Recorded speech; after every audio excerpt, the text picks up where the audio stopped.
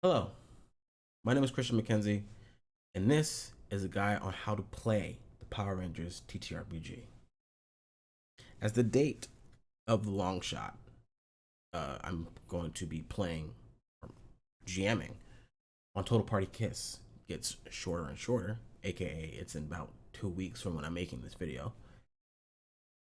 I thought I would make this video in order to teach my players on how to actually play the game and get the basics of how to play, at least nothing too advanced or too high level, because we're only going to be about level 1 or level 2 depending on how I plan things in the future for this two or three part long shot. Anyway, in doing so, I'm hopefully going to be able to teach you on how to play the Power Rangers tabletop role playing game with this guide here.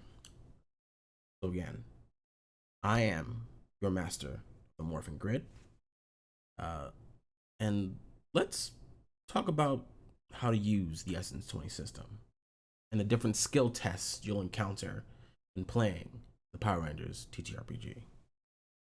In the Essence 20 system, you roll a d20, but you also roll another die. This die is known as your skill die and goes up depending on how skilled you are in a certain activity. Now, this die starts at a d2 and goes all the way up to a d12.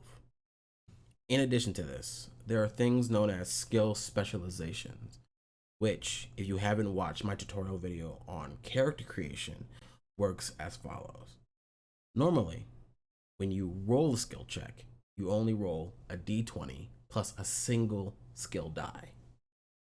But with specializations, you roll a d20 plus that skill die, plus every level below that skill die. As you can see here on the screen, we have our character, Tristan, from the previous video's character sheet. So let's use him as an example. Let's say Tristan has to roll a might check. He's fighting somebody in a tournament of some kind. Normally, you would have to roll a d20 plus a d4 only. But because he is specialized in martial arts boxing, he gets to roll a d20 plus a d4 and a d2. Once you have those die collected, you first roll your d20. Then you roll both your d2 and your d4.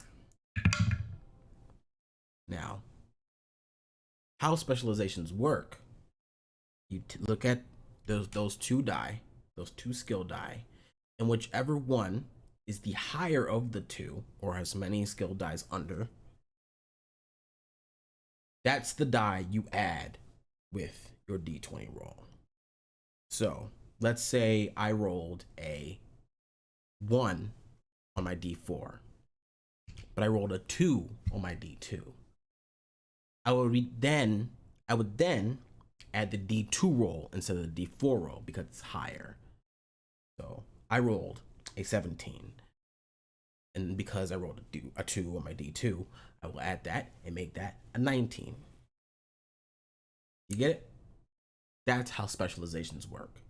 It gives you a higher chance to roll a higher number even on lower die, just in case you roll low on those higher level die. What if Tristan has to roll for a skill that he's not proficient in, has no bubbles in any of the categories?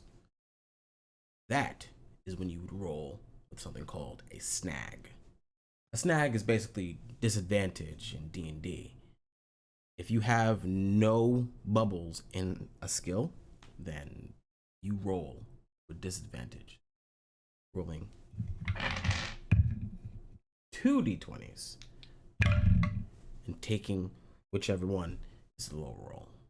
So right there, I rolled a 17 and a 6. So if I had Tristan make an animal handling check to get a cat out of a tree, then he would most likely come out of that encounter with several scratches on his face. As a 6, doesn't really cut it now, does it?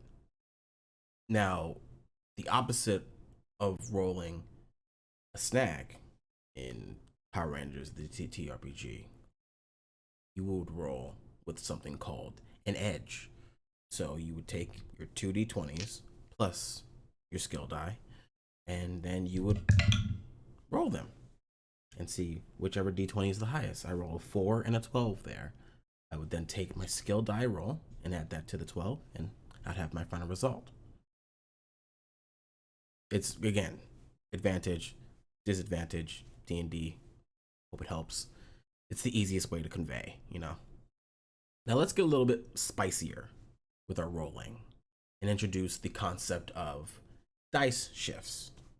As explained on page 89 of the core rulebook, sometimes when you're rolling for a check, your GM will decide, based on the surroundings of said check, if they will add or subtract to your chances of success by using a mechanic known as dice shifting.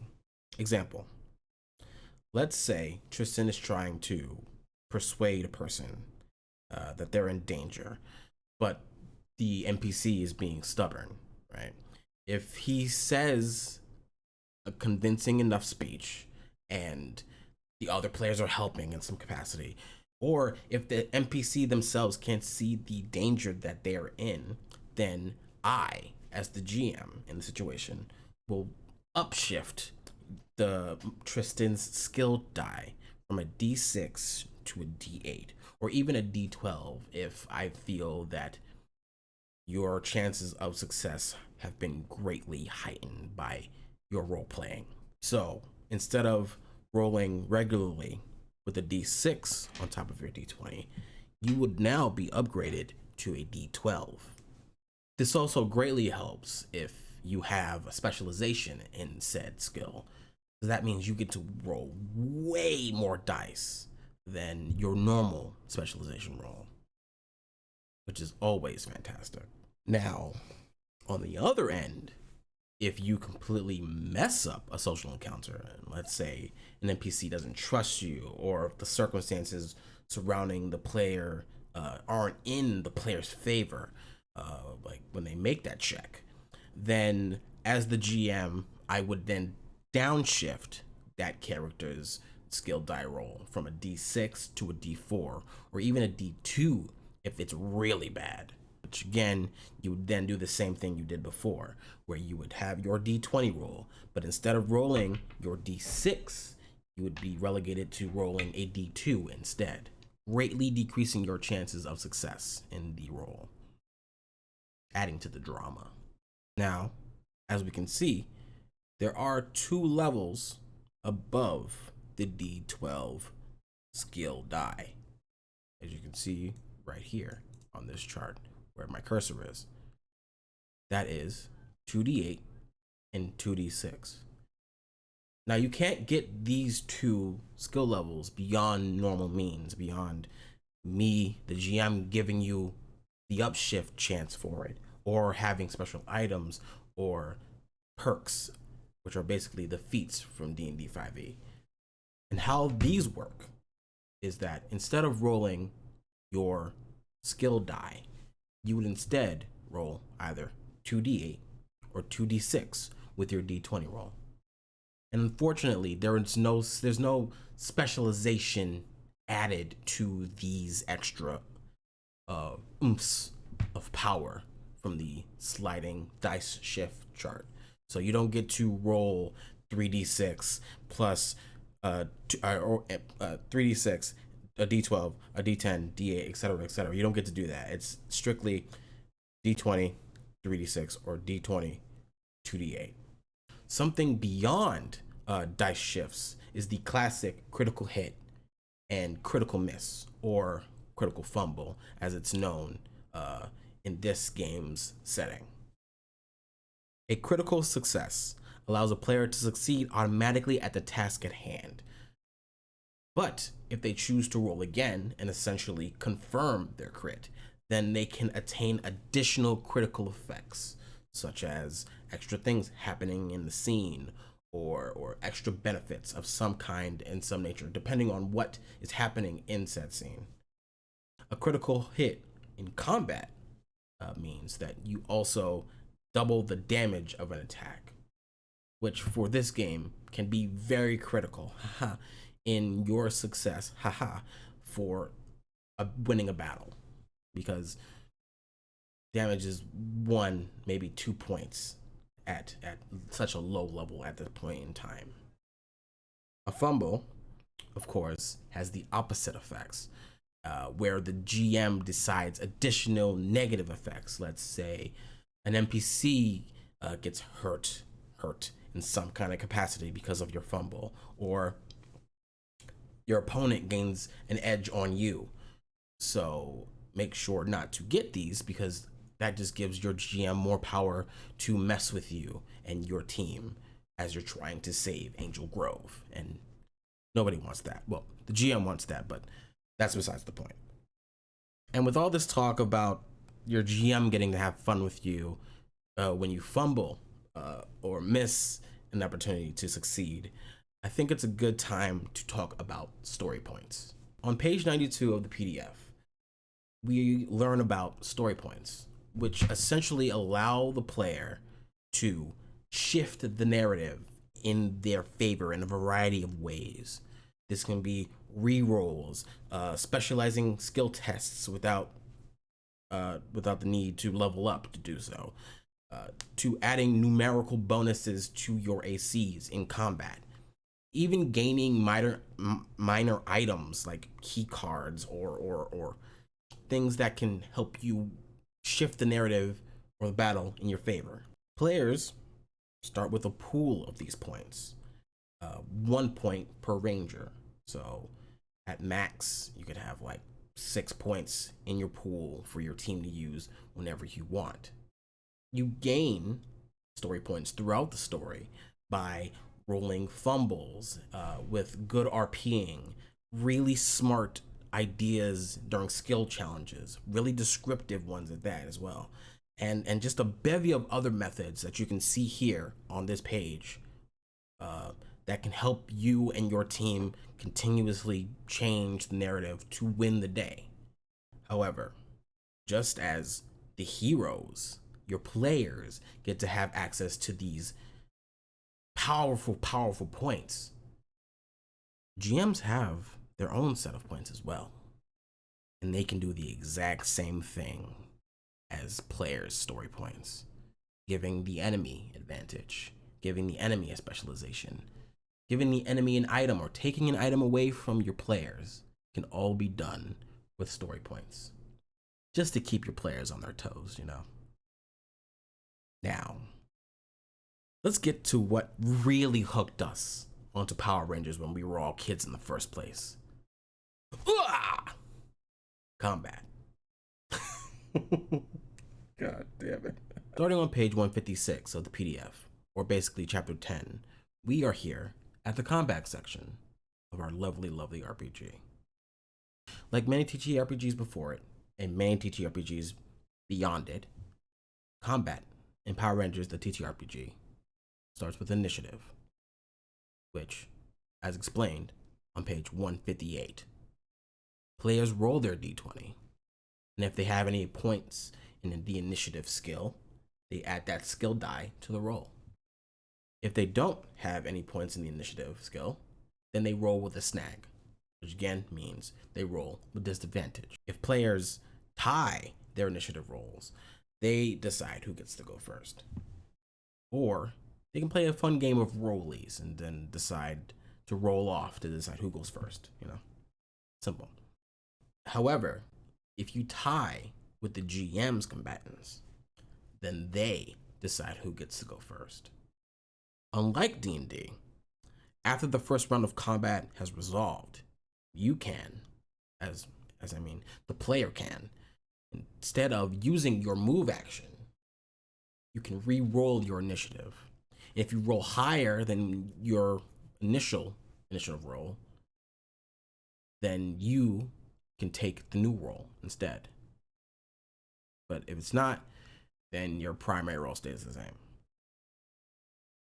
In the Power Rangers TTRPG, how many actions you can take per turn is determined on how high your speed stat is. Remember, your speed stat is determined here on the character sheet. With the speed of 1, you can move up to your movement or take a standard action. With a movement of 2, you can take your move and a standard. Additionally, you can take what's known as 2 free actions instead of taking a standard. With speed 3, you're able to move, take a standard action, and a few free actions. Specifically, it's your speed minus 2. I keep mentioning them, so let's finally talk about what a free action actually is. Free actions, despite the name, are anything but free. Let me explain. Free just means, in terms of this game, simply means significance.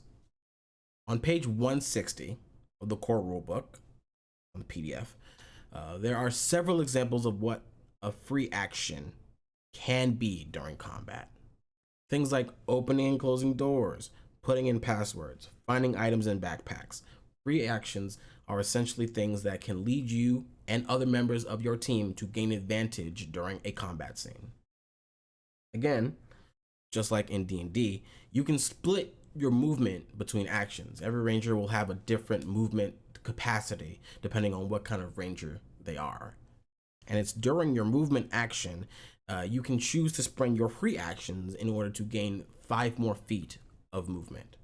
However, if you use a standard action to dash, which is essentially move your movement again, then you don't get any extra movement benefit from a free action. So essentially, you can't move with a move action and then a standard action and then a free action. You can only do a move and a dash. That's it. I'm going to keep mentioning it like I did before. Just like in D&D, if you get knocked flat on your butt in combat, this is what's known as being knocked prone.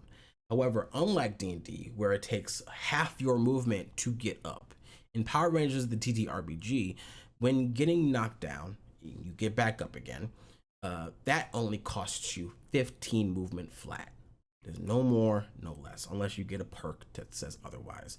Dropping prone voluntarily costs you nothing, and crawling takes more movement to get where you want to go. Basically, you're going to be moving at half speed at that point.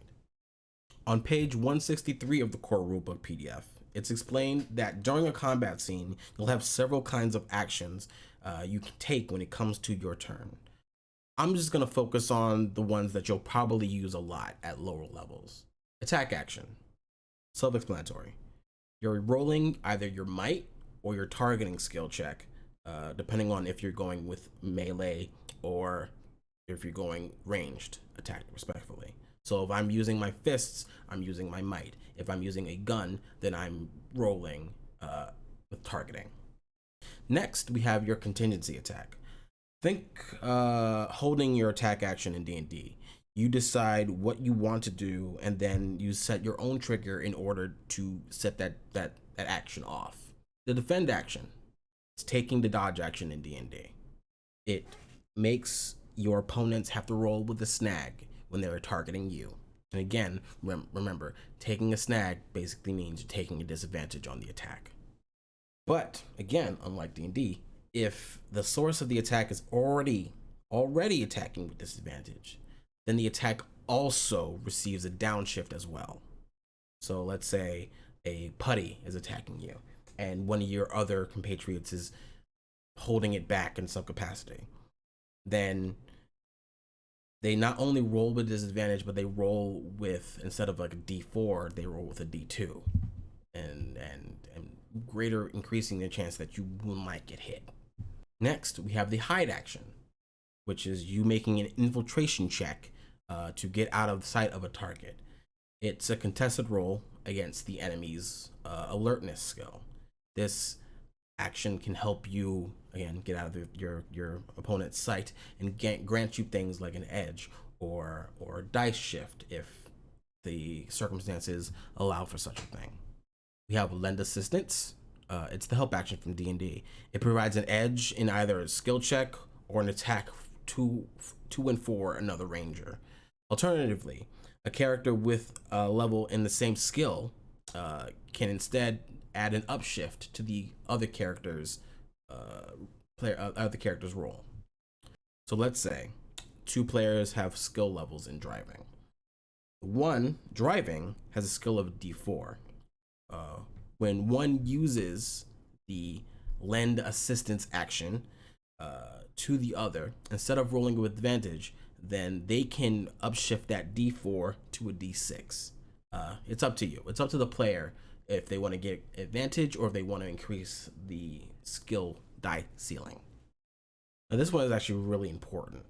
Using a non-combat skill, you may be tasked with doing something in the middle of combat, and because combat is so hectic to one's attention, for every enemy adjacent to you, your skill check will suffer an automatic downshift in your skill die. So if you have to defuse a bomb of some kind that will make all the food in Angel Grove smell like rotten cabbage, and you're trying to do that in the middle of a bunch of putties, let's say putty at each side of you, then that's 2 downshifts below your, like, let's say engineering skill check. So if you had a D6, now you're rolling with a D2.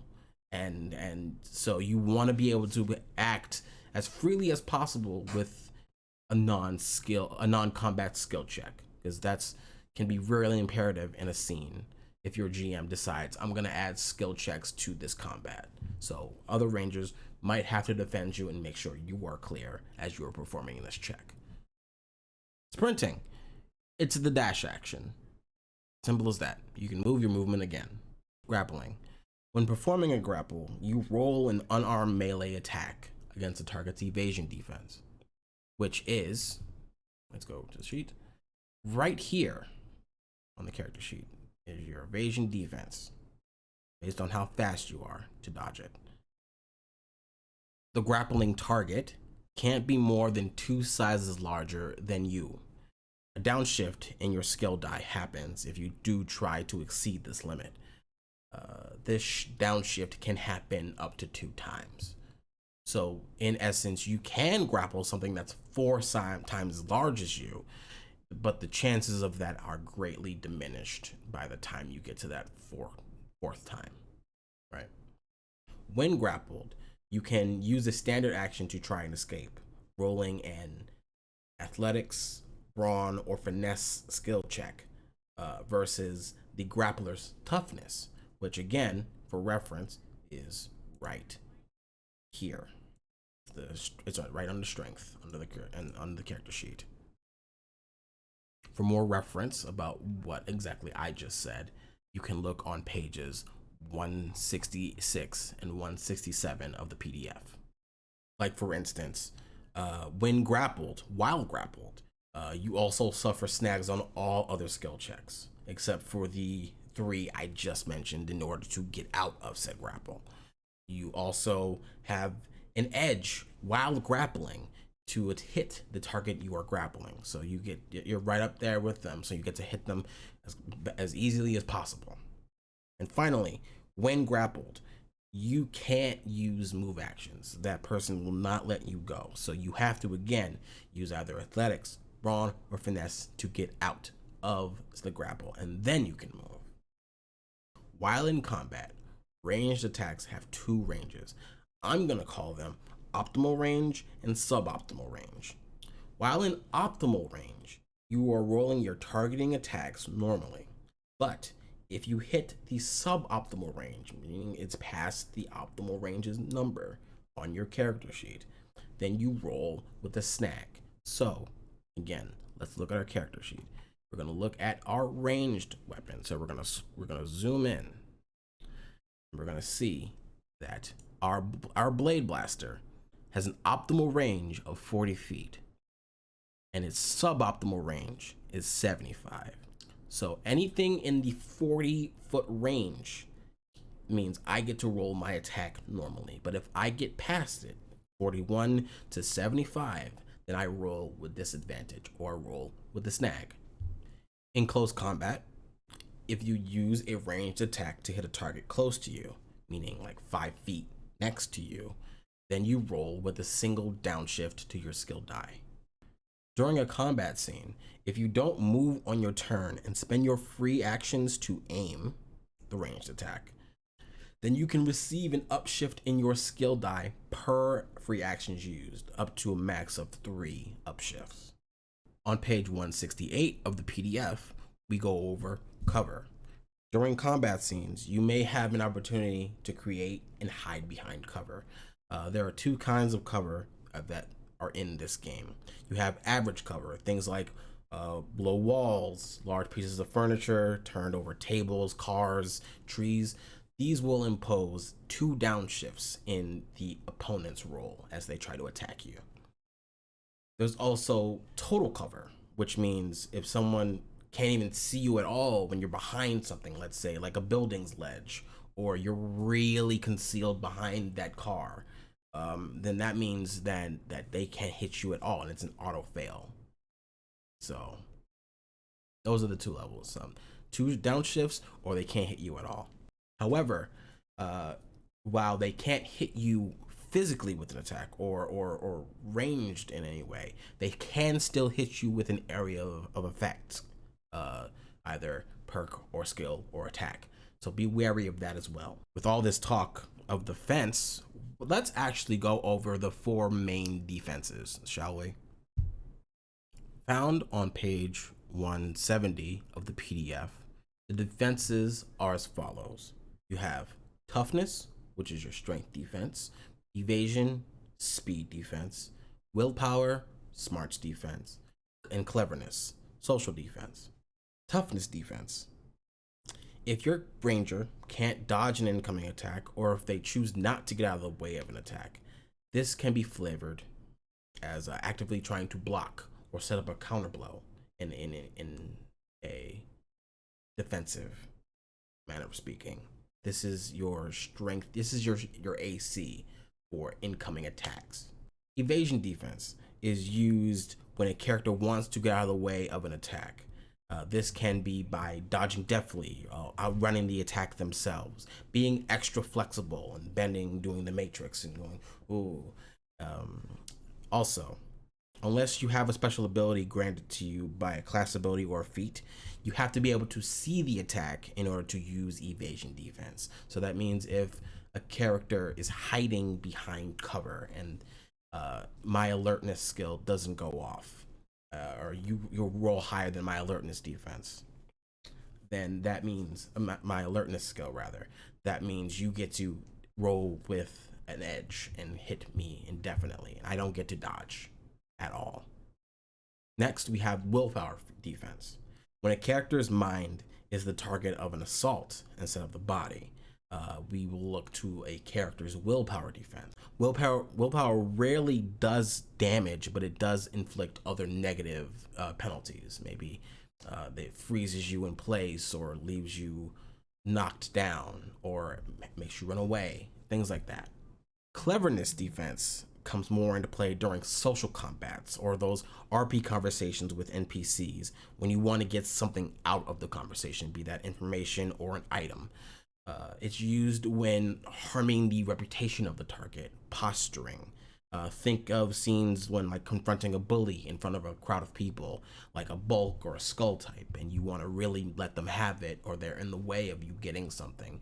You will be engaging in cleverness defense and cleverness attacks to get what you want. That all being said, what happens when you get knocked down? What happens when you get hit too much? What happens when your HP goes down to 0? Explained on page 174 of the PDF. Damage isn't permanent. When a creature is reduced to 0 health, it is defeated. When a creature is defeated, it can no longer take actions, but can spend 1 story point to act as if they haven't been. When you're knocked down, you are always brought down to 0. There is no negatives in this game. When a creature or a ranger receives healing of any kind, they can't receive more than their max. So if a character has 3 max HP and they get healed for 4 HP, then they will get 3. There's no buffer of an extra. And defeat doesn't mean they have to meet death. For both players and mighty class villains, as well as NPCs, 0 can just mean knocked out. But in addition to all the kinds of healing you can get from things like class abilities and powers and items, there's something called natural healing, a short rest, essentially. Resting for 6 hours, you can gain back all your health and 1 essence point. And thanks to the skill, it's Morphin Time, which we discussed during character creation. When you hit 0 HP in your ranger form, you may choose to avoid defeat by automatically returning to your natural form, your human state, and essentially going unconscious and returning at 1 HP. And that's it. That's how you roll and play this game. That's how you roll skill checks and how combat operates in Power Rangers, the TTRPG. At least at the very beginning, at levels 1 and 2. I hope you enjoyed this video. I hope that it gave you a better understanding of how Power Rangers, the TTRPG works, how to play and think about your roles and how much roleplay you wish to do, because the more roleplay that you do, the better chances of success and the more chances that I, as the GM, will grant you if you really get into the fun of acting like a Power Ranger and acting like it's a Saturday morning cartoon and really giving it your all and describing every skill check that you possibly can to get as many advantages out of me as you can. Because let's be honest, I will probably give you a lot of advantages if you have as much fun as you possibly can in trying to convince me to give you an edge or an upshift and try to beg me not to give you any downshifts. Because that's the fun of this game. Acting like it's a Saturday morning cartoon and having as much fun with it as possible. And I want you all to have as much fun as possible when playing this game. Because this is an IP that I really adore, and it made me smile, and it made me laugh, and it made me feel like I was in the action and that could happen to me. And I just wish to share that feeling with other people, with you guys, my players, the ones I'm talking to right now. This goes for everyone, but especially them, because I want them to understand that with this being my first chance to GM something I really want to GM, I want to make it as special as possible. And I hope that our cooperation in the story, in this story, that we can do that. And I think that's it. You guys have a wonderful evening. I'm gonna edit this now, and just know that you're gonna make great Rangers. You're gonna save Angel Grove. You're gonna be heroes. May the power protect you. Bye.